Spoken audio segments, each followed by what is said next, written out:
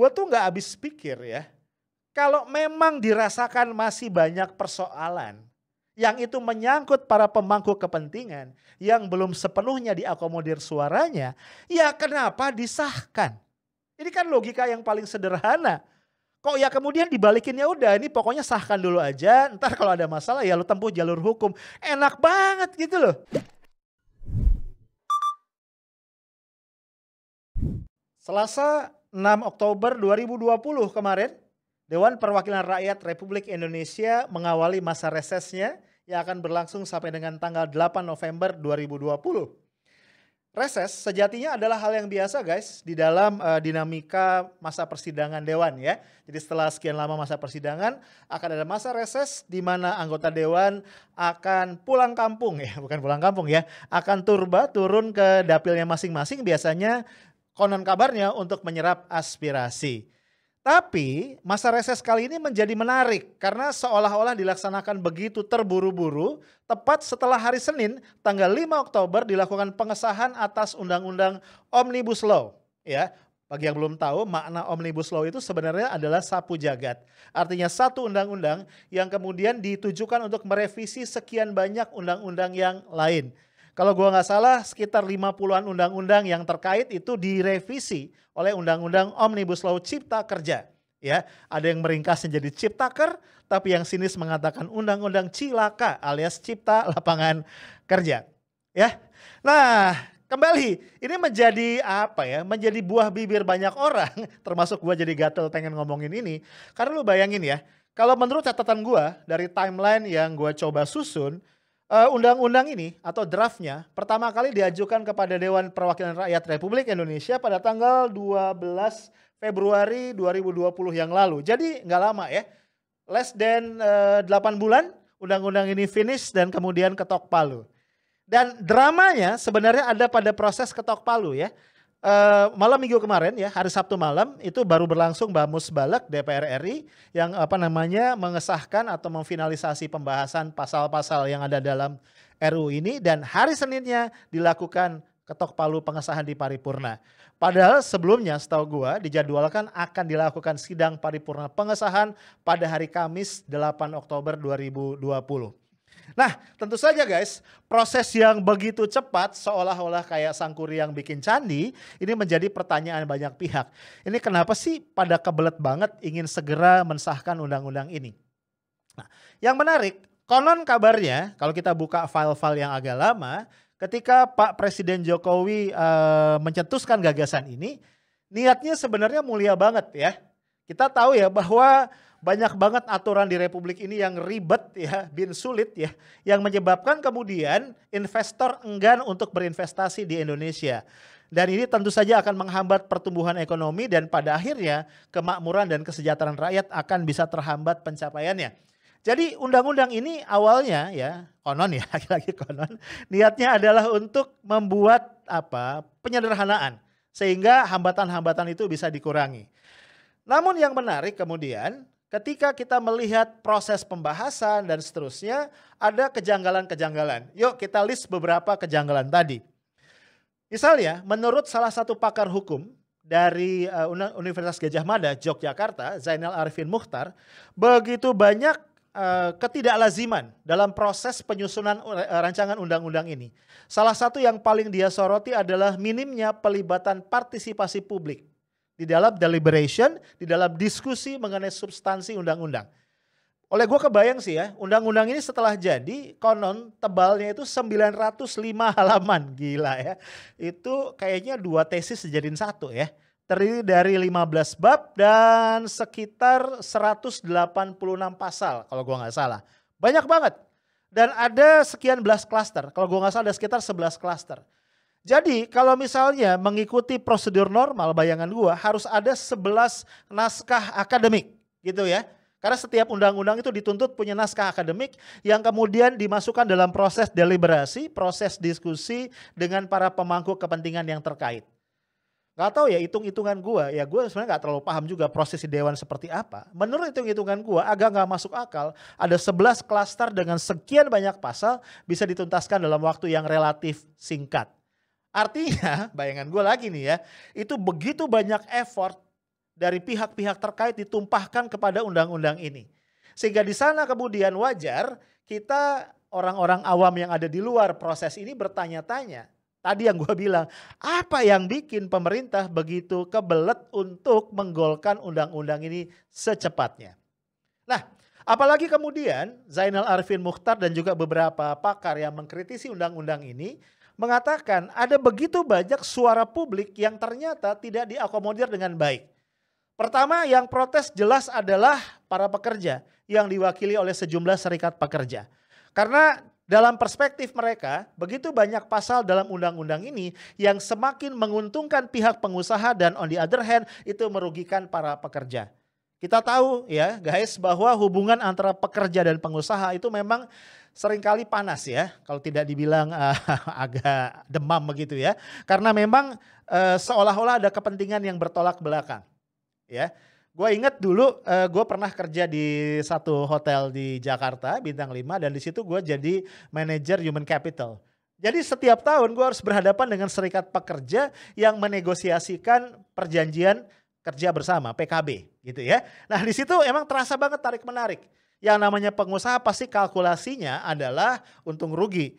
Kalau misalnya kesejahteraan pekerja dinaikkan, otomatis biaya gue naik. Dan kalau biaya gue naik dengan asumsi bahwa revenue gue tetap, ya berarti laba gue atau bottom line gue turun.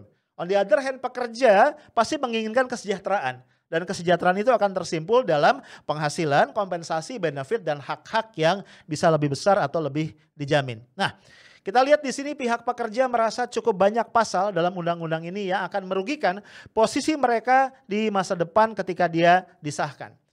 Nah, namun yang menarik ternyata keberatan suara keras itu bukan datang cuma dari kelompok pekerja, kelompok yang paling rentan dan merasa dirugikan. Ternyata juga ada suara-suara miring, misalnya dari siapa? Dari organisasi buruh internasional ya, dari Labor Union Internasional. Yang tadi ya mungkin ya tadi senasib ya para buruh, para pekerja merasa undang-undang ini melemahkan posisi tawar rekan-rekan sejawat yang ada di Indonesia. Dan kalau tadi dikatakan undang-undang ini bertujuan untuk mempermudah iklim investasi gitu ya, membuat iklim investasi yang lebih favorable, kayaknya kita perlu lebih kritis juga melihat karena ternyata sekitar 35 perusahaan investasi global itu menyurati Presiden Jokowi menyampaikan keberatan. Kekhawatiran mereka adalah beberapa pasal dalam undang-undang ini berpotensi untuk melegalkan praktek-praktek yang bertentangan dengan best practices yang biasa diterapkan secara internasional yang itu bisa menjamin iklim investasi yang lebih sehat dan juga investasi yang tidak bertentangan dengan kepentingan lingkungan. Ya, jadi kalau gue mikir sederhana banget, kalau sampai para investor global itu komplain artinya ada something wrong yang harus kita tinjau ulang. Nah, yang lain lagi komplain juga datang dari dari perhimpunan guru, ya. Kenapa para guru protes? Karena kalau kita ingat ya di timeline proses pembahasan, awalnya itu ada klaster pendidikan. Dalam sekian belas klaster dari RUU Cipta Kerja ini ada klaster pendidikan. Tapi kemudian karena desakan beberapa kelompok masyarakat termasuk di dalamnya para guru, kemudian ada isu, ada pembicaraan lah ya bahwa klaster ini dicabut, dihilangkan. Tapi ternyata ketika undang-undangnya keluar, kalau gua nggak salah di paragraf ke-12 pasal 65 ayat 1 dan 2 ya, mudah-mudahan nggak salah nih gua ngutipnya ya.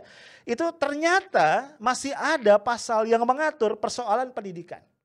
Ya, di pasal 65 ayat 1 misalnya, itu dikatakan bahwa perizinan untuk institusi pendidikan itu bisa mengikuti perizinan lembaga usaha atau institusi usaha, perusahaan lah begitu ya. Nah, ini oleh para praktisi pendidikan dikhawatirkan di masa depan bisa menjadi landasan pijak bagi pemerintah ketika mengeluarkan perizinan untuk institusi pendidikan yang memuluskan usaha-usaha untuk melakukan apa? Kapitalisasi ya. Jadi nanti kebayang ya pendidikan itu akan dijalankan gitu sebagai institusi bisnis. Nah di sana kita agak susah tuh bicara tentang misi pendidikan yang sesuai dengan cita-cita pendidikan kita yang sesuai juga dengan Undang-Undang Sistem Pendidikan Nasional. Nah, guys, ini memberikan gambaran betapa peliknya persoalan dalam Undang-Undang Cipta Kerja ini. Ya, apalagi tadi prosesnya ya. Tadi gue singgung ada beberapa hal, misalnya dia dibahas di Bamus Balek itu hari Sabtu malam. Ya, kalau nggak salah startnya bahkan jam 9 malam. Gue jadi teringat ya, emang sering banget ya kayaknya pemerintah itu mengambil keputusan-keputusan strategis di jam-jam orang itu siap berangkat tidur ya. Lo inget gak ya, beberapa kali tarif tol naik tengah malam, tarif listrik naik tengah malam, ya gak sih? Ya, kemudian ini RUU pembahasan yang selesai di Bamus Balek juga tengah malam, terus hari Seninnya disahkan. Dahsyat ya. Jadi kebayang sama gue nih, ini gimana kualitas pembahasannya gitu ya. Apalagi tadi sekian banyak klaster, sekian banyak pasal dan sebagainya. Nah, oleh karenanya menurut gua menjadi tidak bisa disalahkan kalau banyak pihak yang semakin firm mengatakan bahwa negara ini walaupun secara formal adalah negara demokrasi, ternyata itu hanya diatur oleh para oligark ya. Jadi yang berfungsi sesungguhnya adalah sistem pemerintahan oligarki, sistem pemerintahan bagi-bagi kue kekuasaan. Ada seorang pakar yang gua nggak perlu sebut namanya mengatakan, kalau kita cermati, kita bisa menduga setiap undang-undang yang kemudian ditelurkan oleh pemerintah bersama dewan, itu bisa kita duga di balik undang-undang itu oligark mana yang berperan. Ini pesanannya siapa? Nah, kalau kita bicara dalam konteks itu, ada satu data yang menarik guys. Ternyata dari 550 anggota DPR RI, 262 diantaranya adalah pengusaha. Ya kan? Ini buat data yang menarik banget ya. Mau dihubung-hubungkan dengan lolosnya RUU Ciptaker ini menjadi undang-undang bisa juga. 262 pengusaha, jadi mereka itu ada yang komisaris, ada yang direktur, ada yang pemilik, macam-macam. Ya, yang mereka punya usaha di lebih dari 1.000 perusahaan. Ya, karena kayaknya ada juga pengusaha-pengusaha yang punya lebih dari satu perusahaan, punya saham di sini, saham di sana dan segala macamnya. Tentu saja para pengusaha ini adalah salah satu pihak yang paling berkepentingan terhadap lolosnya undang-undang seperti ini. Nah, kalau story-nya demikian, menurut gua akhirnya menjadi tidak berlebihan kalau sebagian warga masyarakat semakin putus asa terhadap pemerintah dan Dewan Perwakilan Rakyat. Karena tidak lagi terasa bahwa kepentingan mereka, suara hati mereka, persoalan-persoalan mereka, pain mereka itu terwakili. Ya. Kalau kita lihat sekali lagi, siapa yang paling diuntungkan dari undang-undang ini? Ya, again, gua nggak yakin kalau dibilang yang paling diuntungkan adalah sebagian besar warga masyarakat yang mereka itu tentunya adalah pekerja, bukan pengusaha. Yang menarik juga misalnya protes juga datang dari Majelis Ulama Indonesia. Gue juga baru tahu ya, ternyata di Omnibus Law Cipta Kerja ini ada klaster mengenai sertifikasi halal. Gue juga bingung, kenapa diutak-atik ya, bukannya udah settle gitu ya. Itu ada klaster tentang sertifikasi halal. Menurut MUI ya, filosofi kehalalan itu jadi ambiar. Kenapa? Karena di dalam undang-undang ini ya, gue juga belum baca secara detail ya, tapi menurut MUI auditor halal itu nanti tidak lagi harus disertifikasi oleh MUI. Dan ini secara filosofis menjadi bermasalah. Karena dalam filosofi sertifikasi halal, seorang auditor halal berperan sebagai saksi yang memberi keterangan kepada ulama yang kemudian akan berfatwa. Ya, karena si auditor ini kan yang punya ilmunya secara teknis untuk memberikan judgement apakah sebuah proses untuk menghasilkan suatu produk itu memenuhi standar kehalalan. Nah, ketika si auditor ini tidak lagi di endorse atau disertifikasi atau ditunjuk oleh MUI, maka menjadi persoalan apakah dia sah untuk memberikan kesaksian mengenai kehalalan sebuah proses. Ternyata story yang epicnya nggak sampai di situ. Pimpinan DPR mengatakan, ya ini walaupun sudah diketok palu, kalau nanti ternyata ditemukan masalah-masalah yang serius di dalam undang-undang ini, silakan diproses, ditempuh melalui jalur hukum. Gue tuh nggak habis pikir ya, kalau memang dirasakan masih banyak persoalan yang itu menyangkut para pemangku kepentingan yang belum sepenuhnya diakomodir suaranya, ya kenapa disahkan? Ini kan logika yang paling sederhana. Kok ya kemudian dibalikin, ya udah ini pokoknya sahkan dulu aja, ntar kalau ada masalah ya lu tempuh jalur hukum. Enak banget gitu loh. Logikanya di mana? Iya kan? Bahkan kalau nggak salah Pak Benny Kaharman ya, politisi Demokrat, itu mempersoalkan karena ternyata setelah disahkan itu masih dilakukan beberapa revisi. Ya, ini juga dipersoalkan oleh Zainal Arifin Muchtar karena pada saat sidang paripurna untuk pengesahan RUU ini menjadi undang-undang, itu sebagian anggota dewan tidak mendapatkan draft final. Sehingga seperti seolah-olah mereka harus menandatangani cek kosong. Jadi kalau gue lihat ini ya, ada prosedur formal pembuatan undang-undang yang tidak sepenuhnya dipatuhi, dan terlebih lagi ada etika publik yang juga tidak dipenuhi dengan sebaik-baiknya.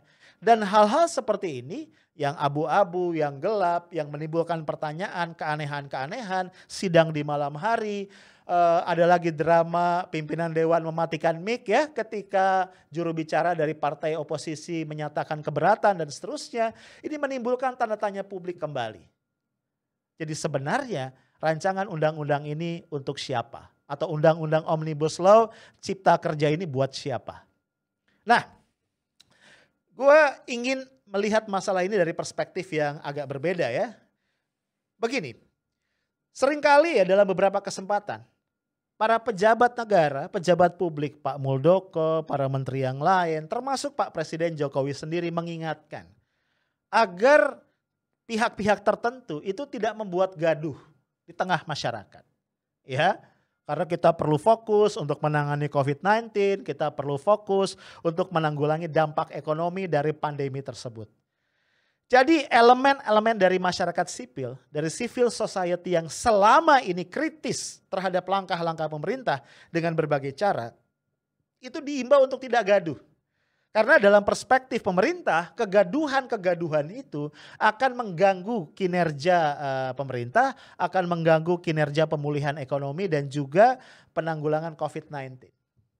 Nah, cuma kalau kita melihat drama yang berkaitan dengan pengesahan RUU Omnibus Law Cipta Kerja ini, tentu kita jadi bertanya balik. Ini yang menciptakan kegaduhan tuh siapa? Ya. Dan kan kalau kita lihat, ini bukan pertama kali pemerintah bersama DPR RI itu menimbulkan kegaduhan. Kita belum lupa sebelumnya ada kegaduhan yang cukup hebat ketika ada pengajuan RUU HIP yang merupakan inisiatif dari DPR RI yang dimotori oleh partai pemenang pemilu. Ya, walaupun kemudian agak surut ya, walaupun diganti oleh pemerintah jadi RUU BPIP dan gue nggak dengar lagi nih ujungnya gimana. Kalau nggak salah itu di hold dari Prolegnas tahun ini. Ya, sebelumnya lagi ada Undang-Undang Minerba. Tahun lalu ada revisi Undang-Undang KPK. Dan ada sekian banyak undang-undang yang lain. Ketika undang-undang yang mestinya mengawal kepentingan rakyat Indonesia, mengawal kepentingan masyarakat banyak, berubah menjadi mengawal kepentingan sebagian dari oligark, sangat wajar kalau terjadi kegaduhan. Nah, yang gue mau soroti adalah, sekali lagi, ini yang berkali-kali gue sampaikan dalam berbagai podcast gue. Saat ini yang kita butuhkan apa? Yang kita butuhkan adalah sebuah power, kekuatan dari collective action yang kokoh. The question is, bagaimana masyarakat akan punya collective action yang kokoh, gitu ya? Kalau mereka terus-menerus ya dikerjain, diprank dengan langkah-langkah pemerintah bersama DPR yang itu sangat mengganggu rasa keadilan mereka. Gara-gara RUU Omnibus Law ini misalnya, Undang-Undang Omnibus Law ini, jutaan buruh kemudian akan mogok atau sudah mulai melakukan pemogokan. Gue cuma mikir ya, dalam situasi pandemi mereka mogok itu jadi dilematis gitu ya. Mereka mogok karena menuntut hak mereka. Mereka merasa kepentingan mereka itu tidak diakomodir dengan baik dalam undang-undang ini. Pada sisi yang lain ketika mereka mogok, mereka akan jadi sasaran tembak. Kenapa? Dituduh melanggar protokol kesehatan, menimbulkan persoalan sosial dan macam-macam. Ya lo tahu kan ya. Ya mohon maaf ini ya. pada Bapak Ibu yang ada di jabatan-jabatan publik, pemerintah sekarang ini agak mudah menuduh orang melakukan makar, melakukan perongrongan pada stabilitas dan lain-lain. Jadi saudara-saudara kita kaum buruh yang mogok ini yang akan melakukan demonstrasi ini mengalami dilema. Ya. Nah, padahal bayangan gua ya, pemerintah itu masih punya PR yang besar banget. Yaitu menanggulangi COVID-19 yang sampai hari ini tidak kunjung beres. Ya, sekali lagi ya, flattening the curve aja kita belum capai. Apalagi bisa menanggulanginya secara penuh. Ditambah mengatasi berbagai dampak derivatnya, termasuk masalah ekonomi dan lain-lain. Kenapa harus direpotkan lagi dengan menimbulkan perseteruan dengan rakyatnya sendiri? Yang gua sedih ya, aparat penegak hukum, kepolisian antara lain, menanggapi demo ya atau rencana demo dari saudara-saudara kita para pekerja itu dengan bahasa-bahasa represif. Ya. Mungkin sebagian dari lu ada yang tahu beredar telegram ya dari pimpinan kepolisian kepada jajarannya di seluruh daerah untuk apa? Untuk mengendalikan lah gitu ya, untuk mengintai, untuk melawan gitu ya narasi-narasi yang menolak RUU Omnibus Law. Menurut gua kok bisa ya pemerintah bersama jajarannya justru mengambil posisi head to head dengan rakyatnya sendiri. Buat gua ini gak masuk akal.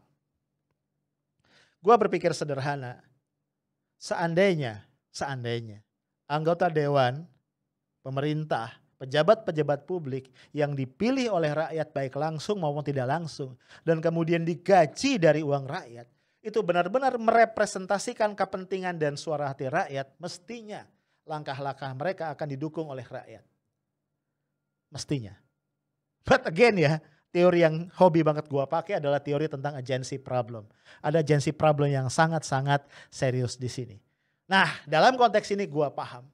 Kalau Zainal Arifin Muchtar kemudian menyerukan kepada seluruh elemen masyarakat untuk berteriak, untuk meniup peluit, untuk menolak undang-undang Omnibus Law ini. Bahkan dia mengatakan kalau perlu kita melakukan civil disobedience, pembangkangan sipil. Tapi ntar dulu guys, kalau ngomong pembangkangan sipil jangan sensi dulu nih. Jangan kebayang yang ngeri-ngeri gitu ya, enggak. Pembangkangan sipil tuh bentuknya bisa macam-macam. Bisa yang lucu-lucu dan ringan. Nih contoh ya, ini ada iklan Nasgor Kebuli Sleepy, warungnya Ibu Sri. Dia ngasih diskon 50% sampai kapan ya? Wah udah lewat guys. Ya, sampai Selasa 6 Oktober nih pas kemarin panas-panasnya ya. Diskonnya buat siapa? Buat khusus seluruh anggota Partai Demokrat dan PKS. Kita tahu ya, dua partai ini yang secara konsisten menolak pengesahan RUU Omnibus Law menjadi undang-undang ya. Nih jadi kalian nih anggota partai PKS Demokrat ya. Ya sayangnya udah lewat ya. Nah, cuma guys, gue punya satu catatan lain. Buat siapapun di antara kalian semua yang mau demo, menyatakan keberatan, bikin public opinion, kita perlu ingat undang-undang ini adalah inisiatif dari pemerintah, bukan dari DPR RI. Lain ya, kalau kemarin undang-undang HIP yang gue bahas juga di podcast gue beberapa yang lalu itu inisiatif dari Dewan Perwakilan Rakyat. Inisiatifnya pemerintah nih, Omnibus Law. So, supaya adil, kalau kita mau komplain, kita mau demo, kita mau menyatakan statement apapun, kayaknya perlu disampaikan juga kepada pengusulnya, kepada pemilik inisiatifnya yaitu pemerintah. Supaya adil ya kan? Kan kita bagaimanapun suka nggak suka harus bertindak adil. Nah, gue cuma ingin bilang di akhir podcast ini, kita harus sadar bahwa kalau kita bicara negara, di situ bukan cuma adalah unsur political society, pemerintah, DPR RI dan segala macam, tapi juga ada unsur kita. Kita ini pemegang saham terbesar dari negara ini. Kita ini adalah masyarakat sipil. So mari kita sadari bahwa negara ini sedang tidak baik-baik saja dan menjadi tanggung jawab kita untuk mengembalikannya ke rel yang sesungguhnya. Kepada cita-cita luhur dibentuknya negara sebagaimana dirumuskan oleh para founding fathers kita. Melindungi segenap bangsa Indonesia, seluruh tumpah darah Indonesia, memajukan kesejahteraan umum, mencerdaskan kehidupan bangsa dan ikut melaksanakan ketertiban dunia. Pertanyaannya, apakah pengesahan RUU Omnibus Law menjadi undang-undang sejalan dengan cita-cita kita bernegara? Itu aja dari gua, stay tough, smart, and professional. Assalamualaikum warahmatullahi wabarakatuh.